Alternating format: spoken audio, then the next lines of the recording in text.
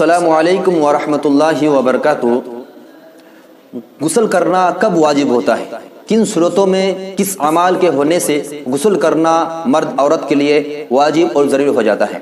چند آپ کی خدمت پیش ہے۔ پہلا نمبر ہے کہ شہوت کے ساتھ منی آنا، یعنی جوش مار کر اچھل کر اگر منی نکلے گا تو اس صورت میں اس کے لیے غسل کرنا واجب اور ضروری ہو جائے گا۔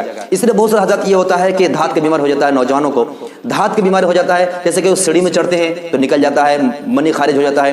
اسی طرح کوئی بھاری وزن اٹھاتے ہیں تو اس سے بھی آپ کا منی خارج ہو جاتا ہے، منی نکل جاتا ہے۔ اس طرح کوئی دیہات میں ہے کہ جیسے کہ کنویں سے پانی اٹھاتے ہیں بالٹی میں، اب اٹھانے کی صورت میں کیا ہوتا ہے، پھر منی نکل جاتا ہے۔ تو یاد رہے یہ جو تین عمل ہے، جس سیڑھی میں چڑھنا یا آپ کا بھاری وزندہ چیز اٹھا لینا یا بالٹی میں اٹھا لینا، اس صورت میں اس پر غسل کرنا واجب نہیں ہوگا۔ اس صورت میں اس پر غسل کرنا واجب نہیں ہوگا۔ پہلا شرط ہے کہ شہوت کے ساتھ یعنی اچھل کر منی نکلے گا تو اس کے لیے غسل کرنا واجب ہو جائے گا۔ اسی طرح دوسرا نمبر ہے کہ القاء خصیتین، یعنی ہمبستری کرنے کے وقت مرد کا شرمگاہ عورت کے شرمگاہ میں داخل ہو جاتا ہے، اور داخل ہونے کے بعد جو مرد کا جو حشبہ ہے یعنی سامنے والا حصہ ہے جو سر ہے، اگر وہ چھپ گیا تو اس صورت میں اس کے لیے غسل کرنا واجب ہو جائے گا۔ تو یاد رہے یہ چھپنے کی صورت میں انزال ہو یا نہ ہو، یعنی منی خارج ہو یا نہ ہو، پھر بھی اس کے لیے چھپنے کی صورت میں غسل کرنا واجب ہو جائے گا۔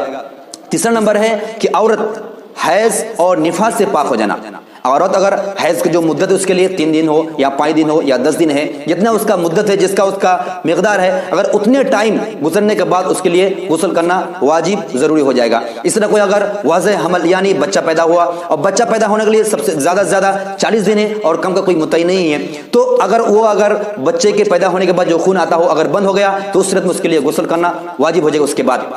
اسی طرح ہے کہ مشتزنی کرنا، یعنی مرد ہو یا عورت ہو، اگر اپنے ہاتھ سے اگر گناہ کا عمل کرتا ہو، یعنی اپنے شرمگاہ ہاتھ میں لے کر اس سے منی خارج کرتا ہو، جس کو ہینڈل کہتے ہیں ابھی دور میں، اگر وہ عمل کرتا ہو چاہے مرد ہو یا عورت ہو تو اس سے بھی غسل کرنا واجب ہو جائے گا۔ اور اس طرح احتلام کو ہونا، جس کو نائٹ فالز کہتے ہیں، احتلام ہوتے ہیں، اس صورت میں بھی کیا ہے، اس صورت میں بھی اس کے لیے غسل کرنا واجب ہوگا۔ شرط ہے کہ منی کا نکلنا ہے، احتلام میں منی کے نکلے گا تو غسل کرنا واجب ہو جائے گا۔